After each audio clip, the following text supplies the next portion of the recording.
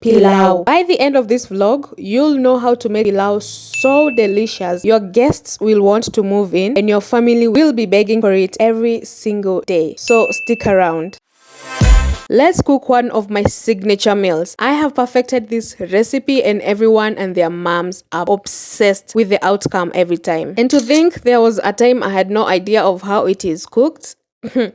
Crazy how things change. The recipe is very simple. These are the ingredients that you will need. 2 to 4 cups of washed rice. You can add or subtract according to the size of your family or stomach. I am using 4 cups, half a kilo of meat, a tablespoon of ginger and garlic grated or blended, but make sure they are separate. Some salt, broth from the boiled meat, and some beef cubes. And the star of the show, some pilau masala and 3 to 4 large onions or 5 small ones. You will start by adding the onions in your preferred oil quantity in the sufuria, then wait for it to start browning, and then you will add your ginger and then garlic last because it browns very fast. Let the mixture brown uniformly, but do not let the onions turn black or your pilau will be bitter. Add in your pre-boiled meat. Also note that I have reduced mine in sizes so that they can crunch up nicely. Along with the meat, add your 2 tablespoons of pilau masala. You can add more if you want some heat. Then add in a tablespoon